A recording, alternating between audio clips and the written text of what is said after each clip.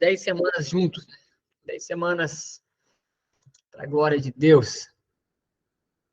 Senhor, nós queremos te louvar e te agradecer, Deus, pela oportunidade ímpar que tu nos dá, Senhor, de estarmos em comunhão perfeita e plena contigo, Senhor. Deus, tu és bom, Senhor. Tu és bom, Senhor. Tu tens suprido todas as nossas necessidades, Senhor. Tu tens acrescentado a nós sonhos, propósitos. Tu tens semeado no nosso coração uma missão, Senhor, que é falar do teu amor, Senhor. E se preciso, falar do teu amor com palavras, Senhor, mas falar do teu amor através de quem somos, Senhor. Através do testemunho do teu Espírito Santo na nossa vida, Deus. Nós te rendemos graças, Senhor, porque tu és bom, Senhor. Tu escolheu pecadores que não tinham nada para te oferecer, Senhor. Os salvou na cruz do Calvário, vem santificando pelo processo de regeneração através do teu Espírito Santo e nos conduzindo ao teu propósito, para que a gente possa andar nas boas obras que tu já estabeleceu, Deus. Pedimos que essa noite, Senhor, a gente possa ver também uma parte das tuas escrituras se revelando a nós em relação a quem tu és, Senhor. Que a gente possa também cumprir com esse nosso propósito, Senhor. Abençoa-nos e nos dá direção, que a gente possa estar em comunhão contigo e que esse conteúdo possa acrescentar a nossa vida em nome de Jesus. Amém. Glória a Deus. Vou desligar esse ar-condicionado aqui para tirar esse barulho. Meus irmãos, eu quero agradecer aí pela participação de todos. A gente vai iniciar, então, essa nossa aula dessa noite, né? A nossa 10ª aula, 10ª semana, né, consecutiva. Que coisa maravilhosa, né, cara? Começamos lá em junho e já estamos aqui chegando já na reta, aqui no início de setembro. Então, passamos aqui já por 3 etapas diferentes. Primeiro, a gente trabalhou sobre a contextualização, né, do que é a Bíblia, o que é as Escrituras, né, como ela foi construída, como ela foi desenvolvida, como ela se estabeleceu no nosso meio, como Deus usou as ferramentas humanas pertinentes naquela época, os profetas do Antigo Testamento, os apóstolos no Novo Testamento, para desenvolver as Sagradas Escrituras. Na sequência, a gente teve o privilégio de trabalhar sobre os atributos visíveis e invisíveis de Deus. Os atributos visíveis e invisíveis de Deus são manifestados por meio do seu Espírito Santo, por intermédio da palavra de Deus, na pessoa de Jesus Cristo. A gente viu ali a forma com que Deus se manifestou através das Escrituras, a forma com que ele vem se relacionando com a humanidade. E hoje a gente chega no 3º capítulo, né, ou a terceira base de fundamento para a nossa fé, que é a comunhão trinitariana, né? O que é isso, Romulo? A Trindade, como ela se desenvolve, como ela se relaciona entre si. E de saída, eu já quero te dizer que se tem um mistério complexo nas Escrituras Sagradas, esse é um desses mistérios, assim, muito complexos. Os teólogos do 1º século estão até hoje se debruçando sobre isso para que possa ter um pleno conhecimento de como funciona e como se relaciona, né, esse Deus que é um, mas que é 3, mas que cada uma das 3 pessoas é plenamente Deus, como tudo isso acontece na mecânica. O que nós vamos começar, então, nessa noite, né, para você se sintonizar? Eu não sei se você percebeu, mas eu deixei desligado aqui as nossas câmeras e os sons, né, para fortalecer e facilitar também na nossa comunicação, para que a gente não venha perder a base de raciocínio. Então, se você tiver alguma dúvida, vai escrevendo no chat que está aí, ou escreve no seu caderno, na sua Bíblia, para que você possa, no final, tirar as suas dúvidas. Entenda, não há dúvidas que não possa ser muito difícil e também não há perguntas que possam ser muito simples. Às vezes, as dúvidas que você pode ter são as dúvidas do seu colega, do seu irmão. Então, se você puder perguntar, às vezes você vai ajudá-lo também a tirar suas próprias dúvidas. Como nós já conversamos anteriormente em outros momentos, o objetivo aqui não é uma pregação, e sim a gente poder estudar o que as Escrituras nos mostram sobre isso. Então, o que a gente vai fazer no capítulo 3? O capítulo 3 vai nos trazer a seguinte direção.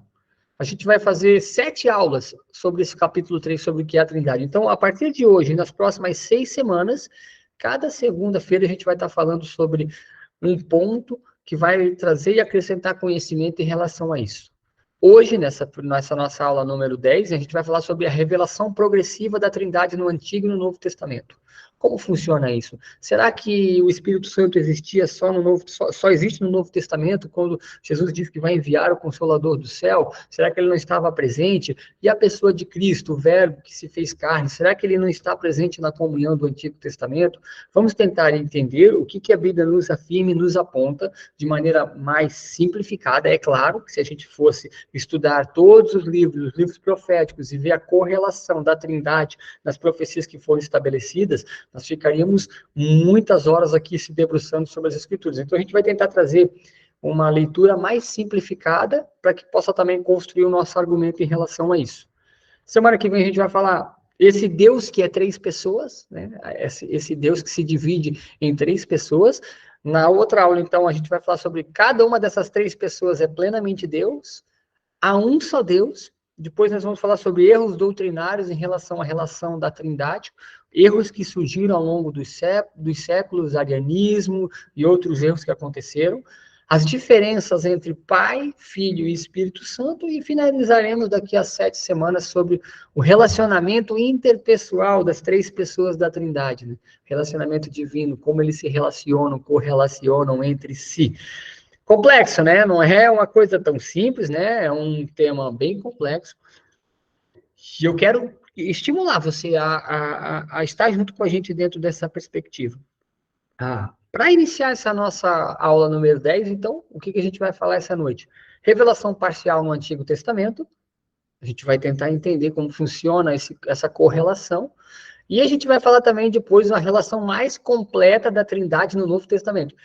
Olha só, eu até coloquei a palavra mais completa, não significa a revelação perfeita, porque a revelação perfeita nós ainda não temos. Nós teremos, claro, um dia, quando pela graça do nosso Senhor Jesus, podemos adentrar os portões celestiais e comungarmos com o Senhor, e aí aqueles mistérios que para nós hoje são mistérios insondáveis, ou são apenas analogias ou conjecturas, eles serão desvelados e a gente vai entender praticamente o que significava realmente essa comunhão dos 3 em 1. Então vamos começar pelo Antigo Testamento, né? E a contextualização, né? O que é então a Trindade, né? A doutrina da Trindade, ela surge no primeiro século já, os teólogos do primeiro século da era cristã, né? Os teólogos que começaram a estudar os documentos provenientes dos profetas com base, claro, no Antigo Testamento, na lei e nos profetas, eles vão começar a entender que esse Deus se manifestou de maneira diferente. Como ele se manifestou? Através de 3 pessoas, mas as 3 pessoas tinham uma correlação individual entre si. 3 pessoas que eram Pai, Deus, Theos, né, Yahvé, Filho, Senhor, Kyrios, Yeshua, Jesus, e o Espírito Santo, Pneuma, Ruá, é o Espírito de Deus, a vontade de Deus se manifestando. Então, o que a gente precisa entender já nessa saída, para a gente poder compreender isso? A doutrina do Espírito Santo, ela é uma doutrina bíblica cristã, mas a palavra trindade não se encontra na Bíblia. Isso é bem legal, porque às vezes as pessoas vão procurar, onde é que está essa palavra, Roma? Onde é que está? A pessoa coloca ali no Google, né, trindade, versículo, e não vai achar por quê? Não vai achar porque esse conceito é uma doutrina humana sobre o estudo daquilo que Deus revelou nas Escrituras. Então, definimos dessa forma. Vou até fazer a leitura aqui para ficar bem claro. Podemos definir a doutrina da Trindade da seguinte forma: Deus existe eternamente. Nós vimos isso nos atributos de Deus. Se a gente só tivesse os atributos de Deus, ficaria um vazio dentro dessa perspectiva. Mas não existem só os atributos de Deus. Também existe a pessoa, relacionamento pessoal de Deus com o ser humano e com a sua criação. E esse Deus se manifesta, então, na pessoa do Pai, do Filho e do Espírito Santo. Cada uma delas é plenamente Deus e existe um só Deus, como eu passei no início. Então, o que a gente vai iniciar?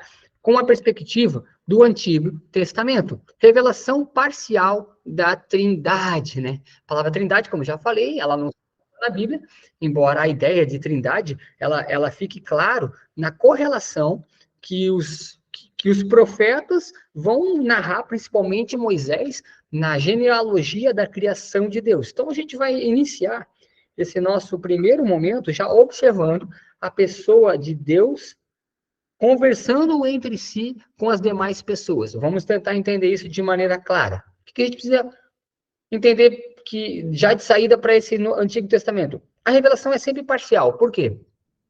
Porque a pessoa do Espírito Santo no Antigo Testamento, ela não assume um protagonismo semelhante ao que ela assume no Novo Testamento. Né? Após Jesus ali, sentado com seus discípulos, colocar a célebre frase: é necessário que eu vá, ou convenha que eu vá, porque se eu não ir, eu não posso enviar o Consolador que virá para orientar vocês, consolar a igreja, edificar a igreja, derramar os dons ministeriais, os dons apostólicos, edificar a igreja dentro da minha vontade, que é a vontade de Deus. Então, essa palavra trindade vai começar a se construir através da revelação no Antigo Testamento.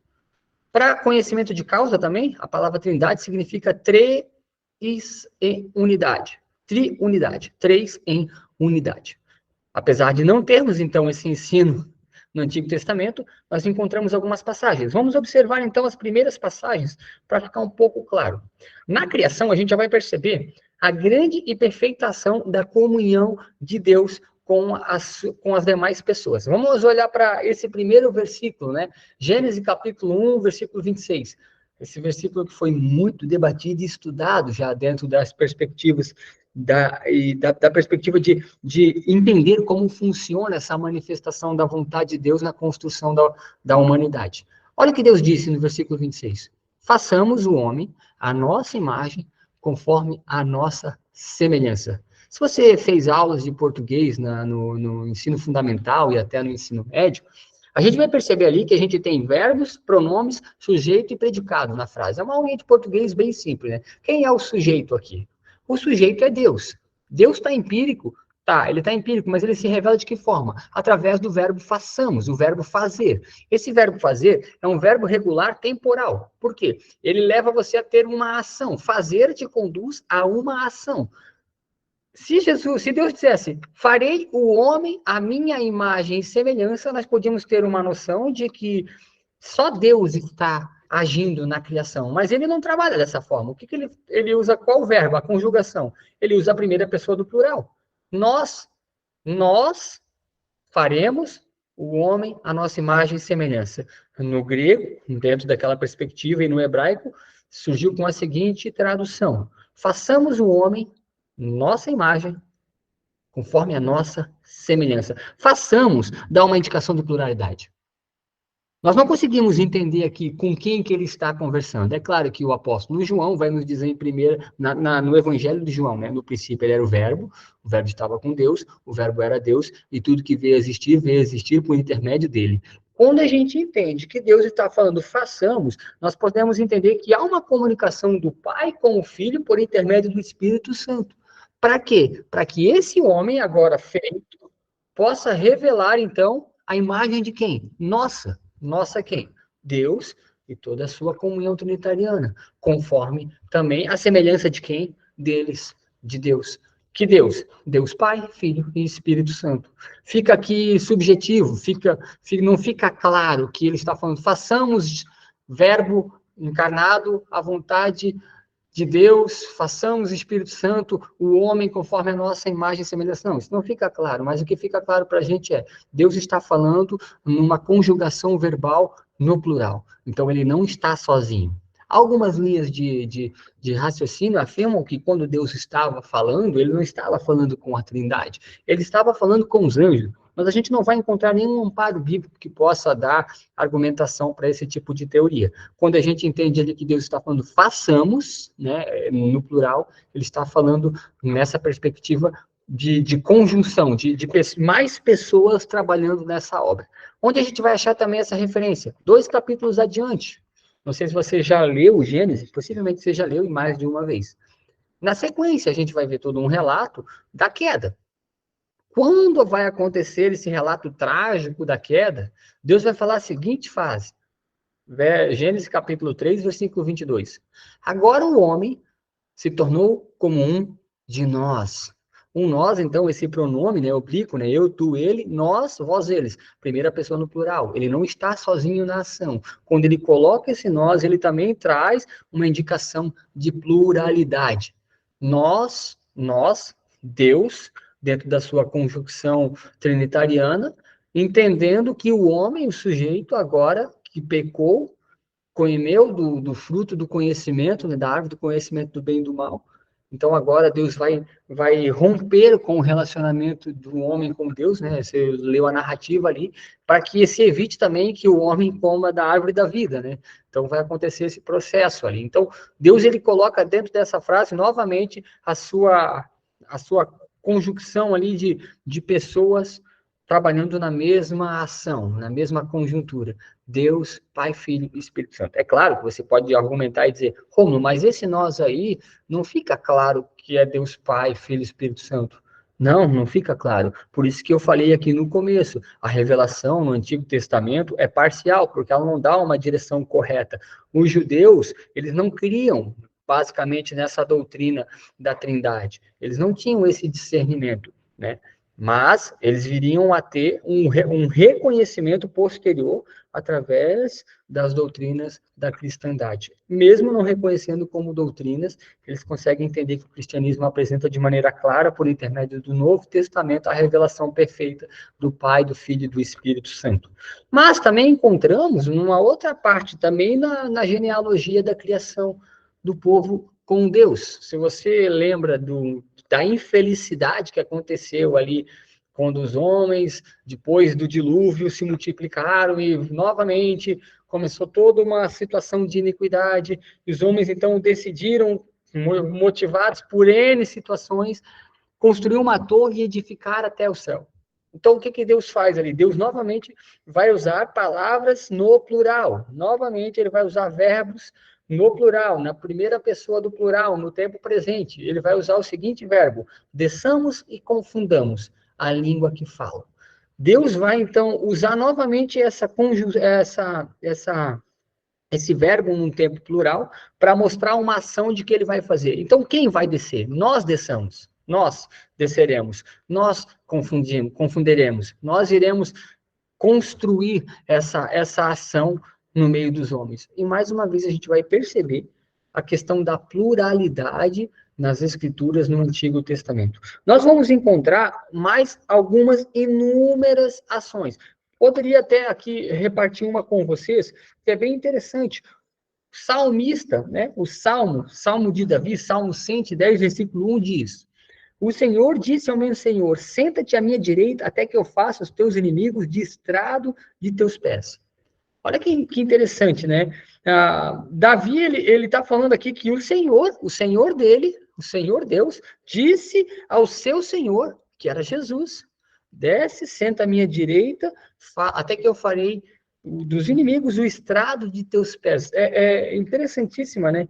A conjunção que Davi usa, né? Ele coloca dois senhores na primeira fala. O primeiro senhor, ele vai usar a palavra Yahvé, e o segundo, ele vai usar a outra palavra, que naquele tempo era chamado de Adonai, né? Adonai significa senhor. Então, Yahvé, né, o meu senhor, né, ele vai chamar para que Adonai, Senhor Jesus, né, Yeshua, possa então sentar à sua direita e colocar os seus inimigos como estrado dos seus pés. A gente vai também encontrar uma citação bem interessante, onde Isaías, versículo 63, capítulo 63, versículo 10, vai trazer ali uma profecia em relação à ira de Deus sobre o povo, e por que essa ira está vindo? Segundo Isaías, é o seguinte: Deus, então, se revoltou porque o povo havia entristecido o seu Espírito Santo. Então, aqui, uma das poucas passagens que a gente vai ver esse nome, né, bem claro, Espírito Santo no Antigo Testamento. Então, a gente vai devagar, a Trindade, ela vai se revelando, ela vai ganhando uma construção dentro do povo hebreu, dentro da teologia judaica, e ela vai preparando para uma revelação mais completa na pessoa de Cristo. Vamos tentar entender isso, então. Não sei se até aqui você teve alguma dúvida. Se você teve, eu oriento você a escrever aí. No final, a gente vai tirar as nossas dúvidas. Se você tiver alguma dúvida e não quiser também falar aqui no grupo, não tem problema. Você pode anotar durante a semana e perguntar para outras pessoas, sempre com prudência, né? Eu tenho total tranquilidade aqui de poder passar aquilo que o Senhor tem compartilhado comigo, mas não fiquem com a minha palavra. Vão atrás, mergulhem nas Escrituras, busquem entender, busquem no Espírito Santo a revelação mais aperfeiçoada em relação ao que eu estou passando aqui, tá? Hoje eu trouxe um material bem interessante, queria até mostrar aqui para vocês, não sei se vocês estão vendo aqui, né? Teologia Sistemática, esse livro aqui é um livro que complementa o livro que a gente tem usado, que é o Bases da Fé Cristã, e a segunda parte desse livro vai trazer essa perspectiva da revelação completa da comunhão trinitariana acontece, então, na pessoa de Jesus Cristo no Novo Testamento. Com o Novo Testamento, começa a acontecer uma série de grandes eventos, né? A história é dividida ao meio, né? Até ali existia a história de um povo que foi criado por Deus e existia apenas decadência e ruína. O povo estava condenado à morte, o salário do pecado era a morte, o povo receberia a ira de Deus por ter desobedecido o Senhor. Por intermédio de um homem, o pecado entrou no mundo e se estabeleceu e ganhou o coração de todos os homens. Mas Deus, então, ele romperia e ele traria juízo sobre a terra na pessoa de Jesus Cristo. Então, esse grande acontecimento que marca a história da humanidade, que marca a história da eternidade, não só da humanidade, porque também marca a história da humanidade, e isso é o que diferencia o nosso Deus dos demais deuses de demais religiões, porque o nosso Deus é o único que se sacrificaria pelo seu povo. Os demais deuses de outras religiões pedem sacrifícios a si próprio. O nosso Deus não, ele se sacrifica para ter comunhão com o seu povo na sua santidade. Esse então, acontecimento vai fazer o quê? Vai ser um ponto que vai trazer mais clareza. E mais clareza por quê? Porque as coisas que estavam desveladas ou escondidas no Antigo Testamento, elas vão agora ser nítidas e claras na pessoa de Jesus por intermédio do Espírito Santo. Então, diferente do Antigo Testamento, onde as pessoas da Trindade pareciam não ter uma correlação, pareciam que elas estavam meio escondidas, meio obscurecidas, no Novo Testamento isso vai ficar bem claro. E aonde vai ficar claro já de saída? Num momento célebre, né? Ao qual Jesus, então, ele vai de encontro à vontade de Deus para o Rio Jordão, e lá tem um homem que foi separado por Deus, que foi chamado para um ministério de preparação. Ele foi chamado para um ministério de abrir portas para que o Messias pudesse chegar, e essa pessoa, então, é João Batista. Na narrativa que Mateus traz no seu evangelho sobre a narrativa do batismo de Jesus, vai acontecer, então, a primeira manifestação bíblica no Novo Testamento das três pessoas da Trindade, Pai, Filho e Espírito Santo, estarem na mesma cena e cada uma delas sendo reconhecida, ou sendo introduzida de maneira clara. Se você tem a sua Bíblia, eu queria convidá-lo para abrir aí. Você tem o seu celular, né? Você pode puxar no celular também, né? Tem um pregador que fala uma coisa bem legal, né? A Bíblia é espada, né? A Bíblia no celular é canivete. Então, a Bíblia no celular pode estar aqui, né? Mas é canivete. É necessário ter a Bíblia na espada, porque se você estiver num lugar e precisar da Bíblia e a sua bateria acabar, você vai ficar meio sem condições de usá-la, né? Porque você não vai tê-la em mãos. Mateus capítulo 3, versículo 16 e 17 fala o seguinte. Vamos lá. Batizado Jesus, logo quando saiu da água, eis que os céus se abriram e viu o Espírito de Deus descendo como uma pomba, vindo sobre ele. E eis que uma voz do céu dizia: Este é o meu filho amado, ao qual eu tenho prazer, ao qual eu me agrado. Cara, olha que cena magnífica, cara, da plenitude de Deus, das três pessoas da Trindade se manifestando. Primeiro está ali, né, o filho sendo batizado, né? O filho tinha um propósito para ser batizado, né? Ser ungido como rei, ser ungido como sacerdote, ser ungido como profeta sobre as nações. Então, Jesus, ele vai até o lugar aonde ele deveria ir para que se cumprissem as profecias que foram levantadas sobre ele, e ele vai em submissão à vontade de Deus, para que ele possa, então, iniciar publicamente o seu ministério. E quando o ministério de Jesus, ele inicia publicamente, também é manifesto as três pessoas da Trindade, a comunhão entre o Pai, o Filho e o Espírito Santo. O Filho, obediente ao Pai, vai cumprir com a sua responsabilidade, vai até o poço para ser batizado. Deus, então, envia o Espírito Santo em forma de pomba. Isso aí é uma questão, uma forma com que o narrador aqui coloca de maneira observatória, né? O narrador aqui que está testemunhando isso é Mateus. Mateus, ele vai, então, colocar com a linguagem de quem está observando que ele vê o Espírito Santo de Deus descer sobre Jesus em forma de pomba, para que o ministério de Jesus, então, pudesse ser iniciado, para que ele pudesse ser capacitado para fazer o que ele foi chamado para fazer. E o Pai, então, vai testemunhar, né? Os céus, não sei se você percebeu, mas semelhante ao que a gente tem em Gênesis 1, olha que interessante isso. Olha só a grande coerência bíblica. No princípio criou Deus os céus e a terra. Céus, plural. O céu não é o céu físico, atmosférico, onde fica ali a camada de ozônio, nem o céu astral, onde fica ali a lua, os planetas. Não, é os céus, no plural, é o céu espiritual. E aqui, novamente, isso também vai ficar bem claro. Se abriram os céus, e a voz de Deus, ela surge do meio dos céus, e ela fala o seguinte: este é o meu filho amado, ao qual eu me agrado. Há uma testificação do céu que Jesus é o Filho de Deus. E o que é ser o Filho de Deus? Né? A gente vai falar muito sobre isso durante as nossas aulas, mas é o único que foi gerado da mesma substância de Deus. O Filho de Deus, então, Jesus Cristo, vai vir para a Terra para cumprir com o seu chamado, para fazer com que a ira implacável de Deus esteja sobre ele, para que nós pudéssemos ser justificados. Né? Romanos capítulo 5, né? Justificados mediante a fé, temos paz em Deus por intermédio de Cristo Jesus. Pai, Filho, Espírito Santo, igual plena comunhão. Isso acontece nesse início, né? Acontece no início do ministério de Jesus. O Espírito Santo vai conduzir Jesus, ele vai orientar o Senhor. Deus e Jesus vão ficar numa plena comunhão de diálogo. E aí, no final do ministério de Jesus, vai acontecer algo também semelhante. Que interessante. No final, né, a gente usou a referência aqui do capítulo do livro de Mateus. Capítulo 28, versículo 19, vai dar a seguinte referência, né? A grande comissão. Todos nós fomos chamados dentro de uma única palavra. Essa é a única palavra que o Senhor nos deixou como referência para a gente fazer o que estamos fazendo agora. Ele nos estimulou diversas vezes que nós somos sal, que nós somos luz, que não se pode pegar uma vela e colocar debaixo da mesa, muito pelo contrário, nós temos que clarear as nações, que nós fomos levantados no meio de um povo incircunciso, um povo que não tem santidade, mas aqui nós recebemos uma ordem do Senhor. E essa ordem diz o quê? Portanto, vão, ide, façam discípulos em todos os lugares, batizando-os em nome de quem? Pai, Filho e Espírito Santo. Perfeita comunhão.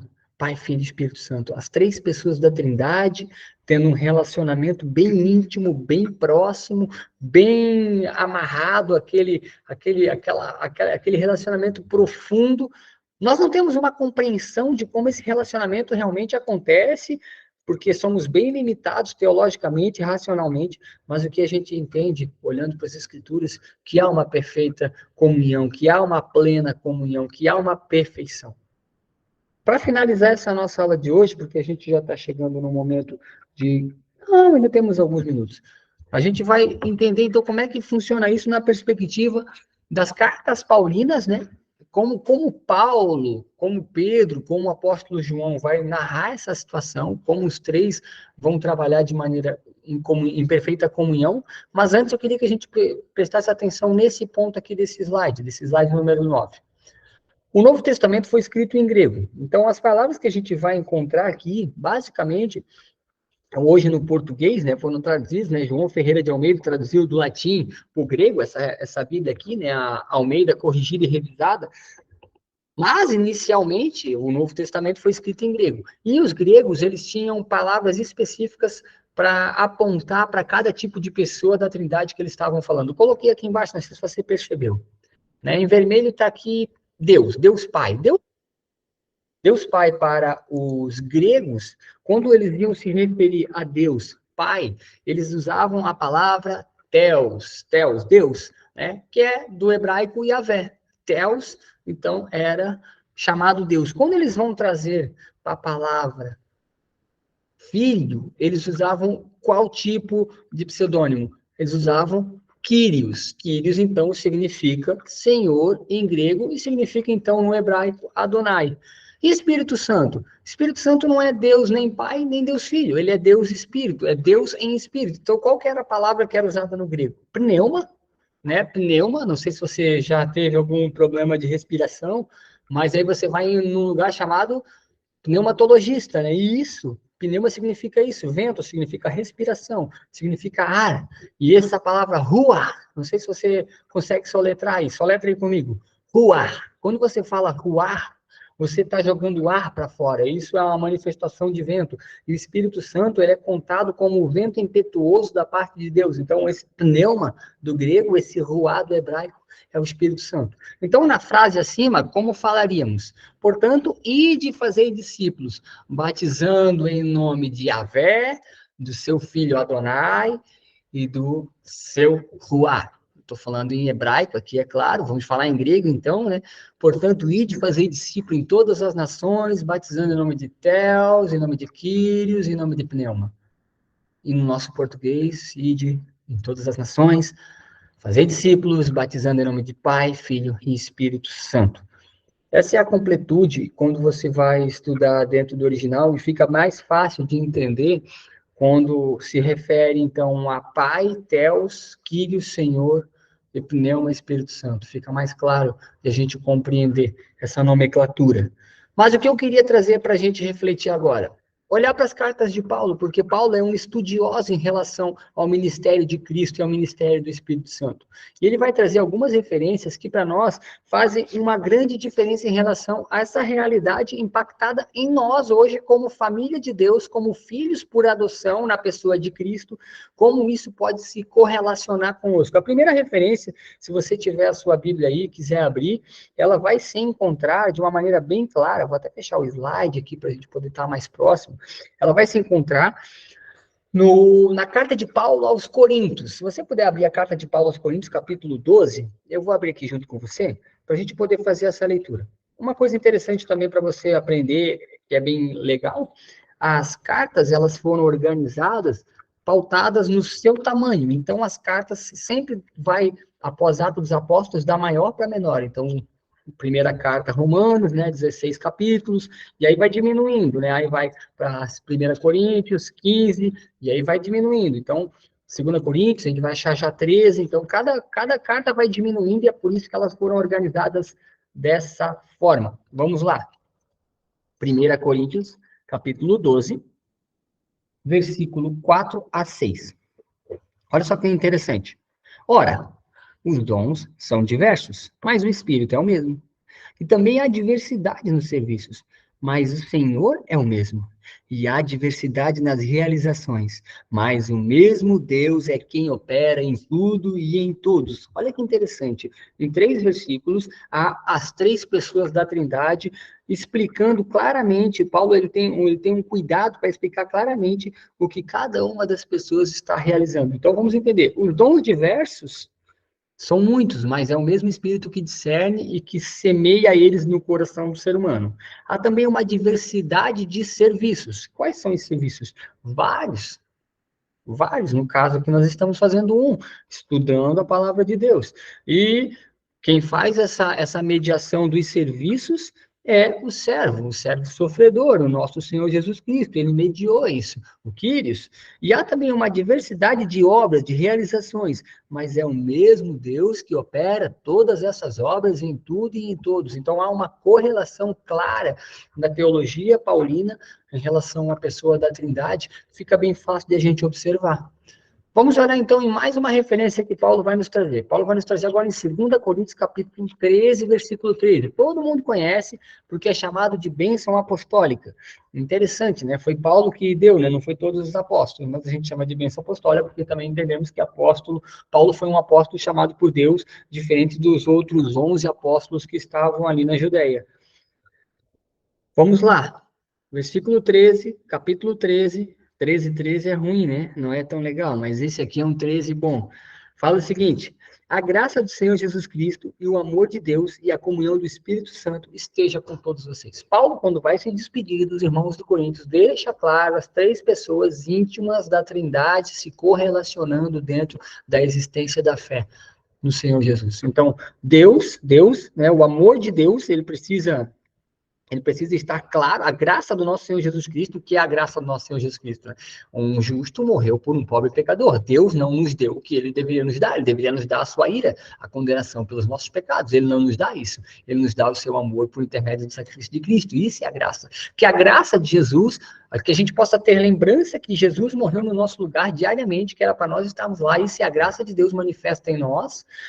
O amor de Deus para conosco, a ponto de sacrificar o seu único filho, né, unigênito, João 3,16, o único que foi gerado em Deus, não foi gerado de Deus, mas em Deus, é Jesus, e a comunhão do Espírito Santo. Comunhão perfeita que só o Espírito Santo pode trazer. Só temos como ter essa comunhão plena com essas três pessoas. Paulo vai falar o seguinte, não vai ficar por aí não, vamos fazer mais uma perspectiva aqui.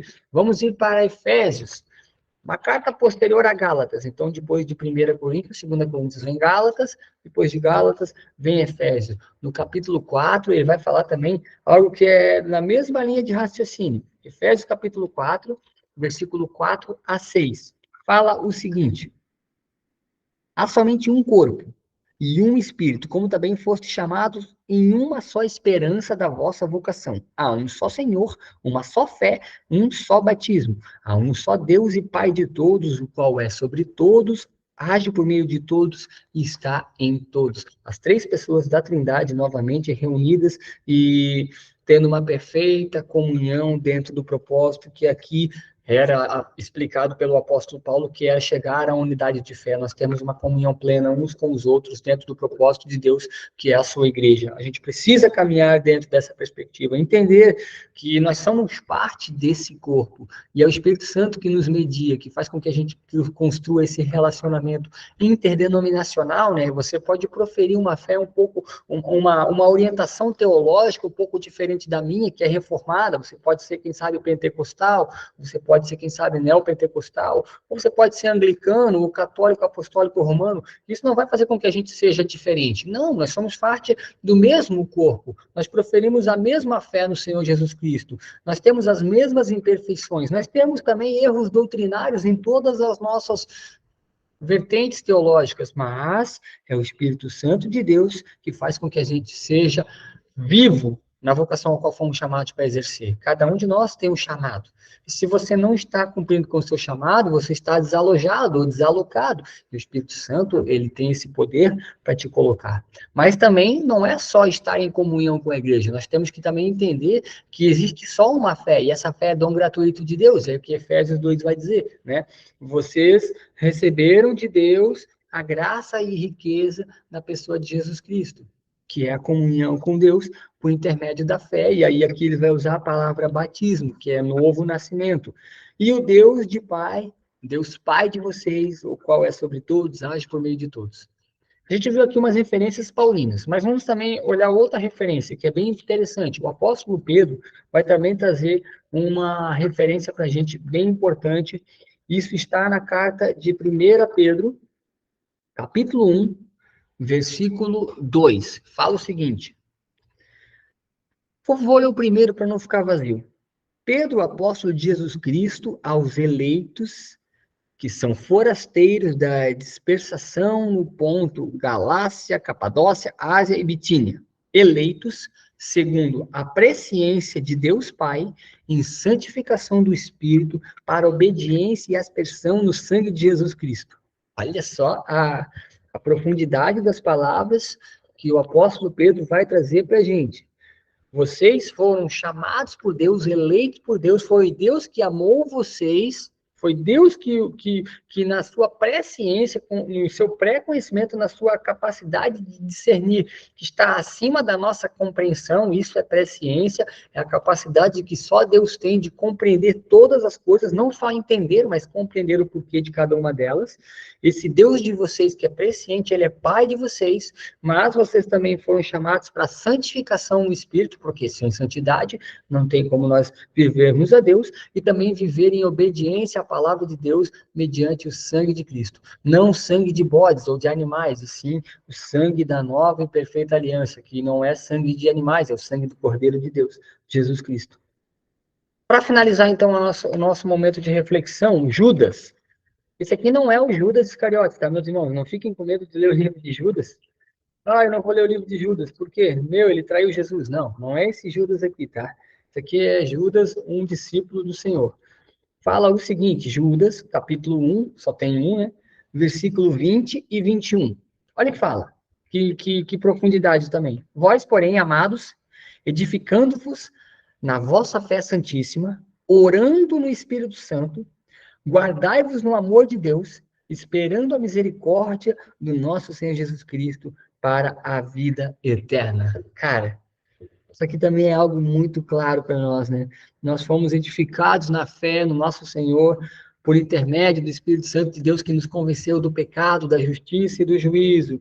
E essa santidade vai gerar em nós um zelo por quem Deus é, pelo amor de Deus. Nós não vamos brincar com o sacrifício de Cristo, com o sacrifício de Deus. Deus teve que matar o seu filho, meu irmão.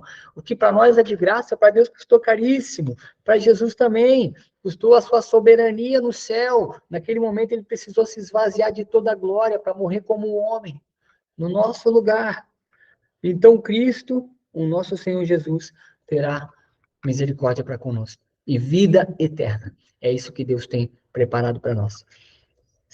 Essa nossa aula dessa segunda-feira vai começar a finalizar por aqui nesse conceito. É claro que isso é bem superficial em relação também àquilo que a gente vai tentar estudar dentro dessa temática sobre a questão básica da comunhão trinitariana, ou da comunhão da Trindade, só para você lembrar.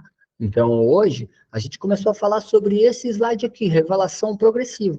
Nós vimos como Deus foi manifestando de maneira progressiva, passo a passo, a sua comunhão perfeita entre as suas três pessoas, que na verdade todas as três são Deus, e só há um Deus, não há como dividi-los, né?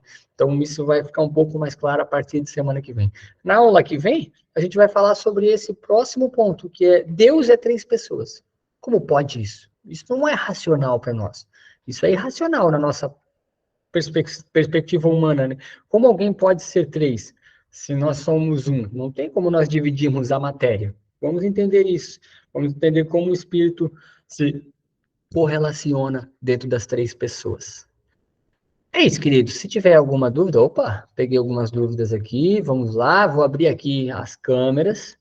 Estou abrindo aqui, microfones, câmeras, está tudo aberto aí. Quem quiser cooperar, fica bem à vontade, tá? Vou começar pela leitura aqui. Deus, no Antigo Testamento, se dirigia somente a sacerdotes, profetas e pessoas santas. Deus se apresentava também como a sarça ardente? Ótima pergunta. Deus, ele decide se manifestar no Antigo Testamento de maneira diferente que ele decide se manifestar no Novo Testamento. No Novo Testamento, ele se manifestou através da pessoa de Cristo, o sumo sacerdote de Deus, o verdadeiro profeta do Senhor, né? O rei sobre as nações, é o que foi profetizado sobre ele, quem ele era. Mas no Antigo Testamento, Deus se manifestava de formas diferentes. Deus se manifestava principalmente por intermédio dos profetas, ao qual ele comungava, isso é bem interessante. A gente teve uma explicação bem clara esse final de semana sobre isso, né? Essas duas pessoas, né? Como entender o profeta, como diferenciar o profeta, então, e o sacerdote.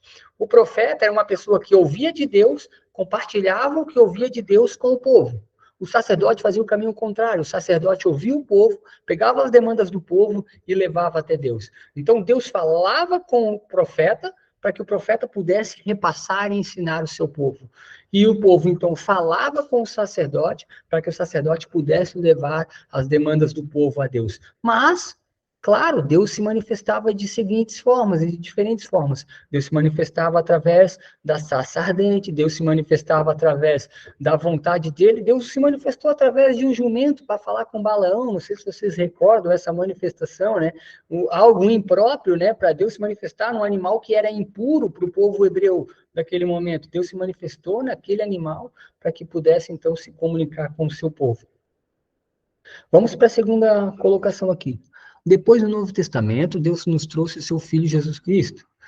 E quando Jesus foi morto e ressuscitou? E quando Deus nos deixou o Espírito Santo? Ou foi antes? Acho que Deus deixou o Espírito Santo quando o véu se rasgou. E em que momento isso? Ótimo. Interessante. O que a gente precisa entender? O que a gente chama de lei no Antigo Testamento, que fica claro para a gente, nunca foi lei, sempre foi graça. Deus sempre se manifestou e se comunicou com o seu povo por intermédio da graça. E por intermédio da graça ele deixou a lei. Para quê? Para que o homem, com base na lei, pudesse reconhecer a sua necessidade extrema de ter comunhão com Deus.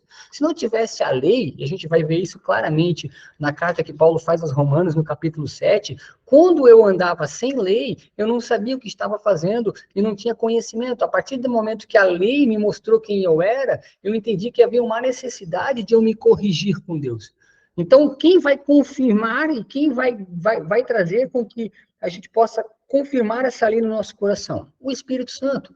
O Espírito Santo, ele não esteve ausente na manifestação. Todas as coisas que aconteceram, elas aconteceram também por intermédio da pessoa do Espírito Santo. É que o momento ao qual ele vai emergir no Novo Testamento é um pouco diferente. No Novo Testamento, ele vai vir agora com um Espírito que ele está disponível a todas as pessoas que, por fé, né, mediante a fé em Cristo Jesus, querem caminhar com Deus. E esse querer caminhar com Deus também não é um ato humano, é um ato da vontade de Deus para que isso possa acontecer. O Espírito Santo sempre esteve com o homem, mas ele vai se manifestar de maneira a assumir também protagonismo, e aí com um objetivo de conduzir a igreja, que é a noiva do Cordeiro, de ser o consolador, o orientador, o coordenador da noiva da igreja, da noiva, né, que somos nós, a partir do momento ao qual Jesus, então, assume os céus e envia o Espírito Santo, que a gente vai entender isso como a manifestação do dia de Pentecostes, onde aquelas pessoas estavam orando naquele lugar, o Espírito Santo desceu, e a partir daquele momento, então, começou a se estabelecer um novo tempo dentro do propósito de Deus. Alguém levantou a mão ou eu estou ficando doido aqui? Eu levantei, Rômulo, a Thalita. Opa, fica à vontade. É que eu não tinha entendido, esse é o ponto que eu gostaria de entender. Deus nos deixou o Espírito Santo, então, antes ou depois da morte de Jesus Cristo? Olha, isso é uma pergunta bem complexa, mas é bem simples de responder, né?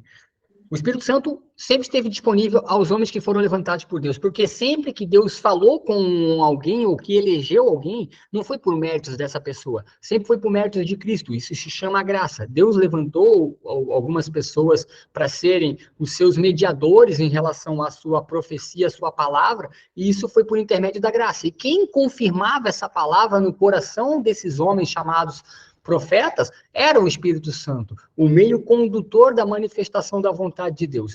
Vou tentar fazer uma analogia bem clara. Imagina que você vai comprar, você está sonhando em comprar um apartamento, né, Thalita? E aí a primeira coisa que quando alguém quer construir uma casa, um apartamento, o que ele faz? Ele não vai no material de construção comprar material, não. Ele vai chamar o arquiteto. O arquiteto consegue pegar a tua ideia e fazer com que ela seja materializada. O arquiteto consegue desenhar, ele consegue ver todas as coisas. Porém, o arquiteto, ele não tem as habilidades matemáticas para construir, para saber quanto vai de ferro naquele fundamento, quanto vai de reboco, quanto vai de parede. Isso é a função do engenheiro. O engenheiro, então, vai calcular o projeto do arquiteto, mas o engenheiro também não está construindo a casa em si. A casa em si é construída por quem? Pelo pedreiro. Então, nessa construção, Deus é o arquiteto de todas as coisas, é vontade dele, é desejo dele construir todo esse universo, né? A Bíblia vai dizer em Romanos capítulo 1 que Deus pode se conhecer pela manifestação das coisas que lhe foram criadas. O nosso Senhor Jesus é o verbo, né? João vai dizer que ele era o verbo encarnado, o verbo se fez carne e veio habitar no meio de homens. Mas antes do verbo se fazer carne, ele estava com Deus, ele era Deus, e tudo que veio existir por intermédio dele. Significa que ele, então, coloca as mãos para realizar. E o Espírito Santo é esse meio condutor, essa força de ação, o espírito condutor da ação de Deus na humanidade. Ele sempre esteve com a gente, mas em Pentecostes ele vai assumir uma nova responsabilidade, se eu posso colocar assim, se não é um pouco fora de contexto, mas ele vai assumir um novo ministério, que é o quê? Consolar e conduzir a sua igreja. Todos os homens de Deus, pós ascensão de Jesus aos céus, no dia de Pentecostes, são chamados para experimentar essa nova caminhada e vida em espírito. E o que fica claro, não vai existir um segundo dia de Pentecostes. Só existe um dia de Pentecostes, o dia que o Espírito Santo cumpre o propósito ao qual ele veio para a terra para cumprir, que era para edificar aqueles homens que foram levantados por Deus, que foram chamados para ser discípulos e que ali iriam receber o ministério de apóstolos. Eles eram discípulos de Jesus. A partir da vida do Espírito Santo, eles deixam de ser somente discípulos, eles agora se tornam apóstolos, que significa mensageiros, mensageiros da palavra de Deus, e aí eles seriam enviados para todas as regiões. Inclusive, chegamos aqui em Blumenau, onde eu estou falando com vocês por intermédio da vontade do Espírito Santo. Entendi. Obrigada pela explicação. Então, quando Jesus Cristo morreu e depois ressuscitou, Deus deixou o Espírito Santo, ele toma um novo papel, como assim, meu filho está indo, mas eu deixo o Espírito Santo Consolador para vocês. Isso aí. João capítulo 16, bem isso. É necessário que eu vá para que o Consolador possa ser enviado. E aí com um novo papel, né? Agora um papel de condutor, aquele que vai conduzir a igreja, que vai direcionar, que vai exortar, que vai revelar, que vai construir todo o Novo Testamento. Isso é interessante, o que tu levantou é importante, porque até aquele momento não existia nenhum registro escrito do Novo Testamento. Eles só tinham a Bíblia hebraica, que era a lei e os profetas. Então, a partir do momento do Espírito Santo, vai se começar a construir a literatura teológica da cristandade. Os apóstolos vão ser cheios do Espírito Santo e vão começar a fazer os relatos daquilo que aconteceu. O apóstolo Paulo vai ser cheio do Espírito Santo e vai começar a implantar igrejas em toda a região da Galácia, da Grécia, da Macedônia, na África. Então, é o Espírito Santo que vai edificar a igreja, né? É sobre ele que nós estamos, né? Por isso que a oração sacerdotal ali, né? A bênção apostólica, ela está firmada nessa direção, né? Deus Pai, Deus Filho e Deus Espírito Santo. Obrigado pela tua colocação, tá? Meus irmãos, mais alguém quer contribuir com alguma coisa? Fica bem à vontade, tá? Se você tem algo a contribuir para facilitar esse raciocínio, nós estamos à disposição aqui. Como a gente pode ver isso na nossa prática, então, né? No dia a dia, para a gente tentar fazer uma finalização, né? Quem é que nos convence, né? De que nós precisamos orar? Quem é que nos convence de que nós precisamos pedir perdão? Quem é que nos convence quando a gente faz algo que não agrada a Deus? Espírito Santo. É o Espírito Santo que nos leva a ser constrangido. Constrangido por quê? Pela graça de Cristo. O Espírito Santo nos constrange, ele faz com que a gente olhe para nós e olhe para o sacrifício de Deus na pessoa de Cristo. A gente olha para Cristo, então, percebe que a gente tem ali uma dívida impagável, nós não teríamos como pagar, isso move o nosso coração a fazer o quê? A ser obediente ao amor de Deus, que se resume na pessoa de Jesus. Então, no dia a dia, a gente pode ver isso acontecendo. Se você está um dia difícil, não sei se hoje o seu dia foi difícil. O meu dia foi difícil, não porque eu tive guerra, e sim porque eu estou num momento de despedida, eu estou passando por uma nova etapa na minha vida, então foi um dia difícil para mim, porque eu vivenciei várias emoções, uma mistura de alegria, com tristeza, com gratidão.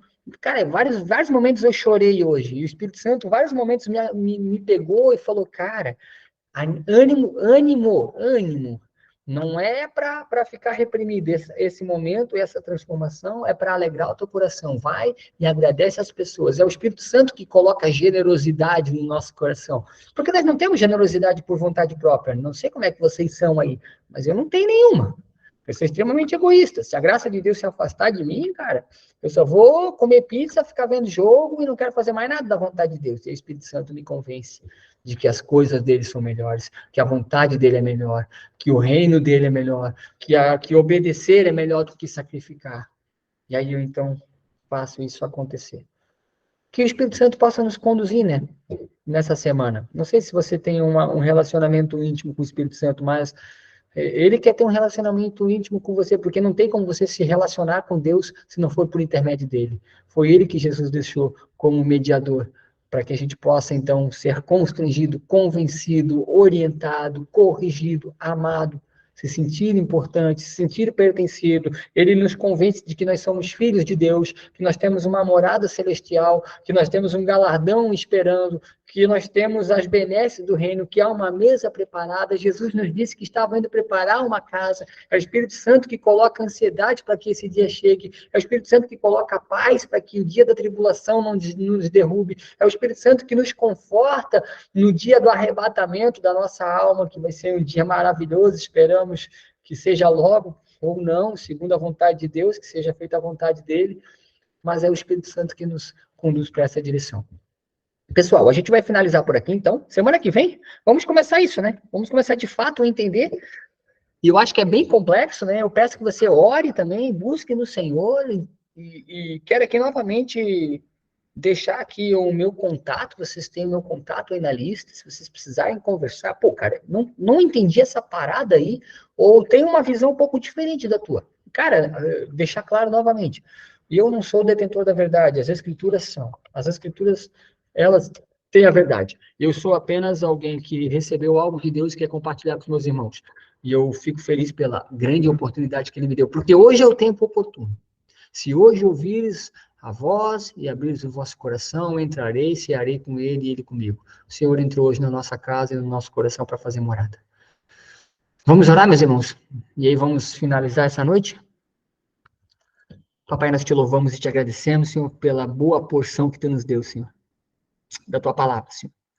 Senhor, é claro que para a gente é tudo meio obscuro, a gente é racional, a gente não consegue espiritualmente entender essa parada aí. A gente vai entendendo mediante a tua revelação, Senhor. Hoje nós entendemos o quê, Senhor? Que tu veio se revelando de maneira gradual nas Escrituras, através dos profetas, através de Moisés, com a revelação da construção, da gênese, do mundo, tu veio se manifestando ali, nós percebemos que tu não estava trabalhando sozinho, porque os verbos que tu conjugas é todo no plural, é sempre nós, é sempre nossa, então tu vens trabalhando de maneira coletiva, isso nos mostra também que nós, como cristãos, precisamos uns dos outros. Se tu que és Deus e se manifesta em 3 pessoas, trabalha de maneira coletiva, porque nós achamos, na nossa arrogância, e até prepotência espiritual, que nós somos capazes de fazer as coisas sozinhos, Senhor. Também trabalha no nosso coração para que a gente possa ter entendimento da importância da comunidade de fé, Senhor, para que a gente possa ver o teu reino se manifestar.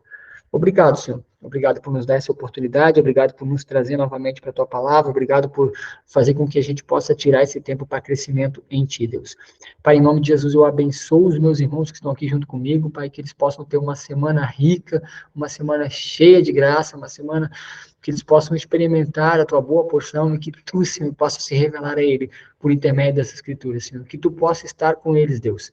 Que o teu Espírito possa conduzi-los, Pai, a entender o ministério de Cristo, Senhor, e que a gente possa ter uma semana rica na tua presença. Se porventura, Senhor, passarmos por dificuldades ou tentações, Pai, que o teu Espírito também possa nos dar alívio, Pai, e refrigério no meio de tudo isso.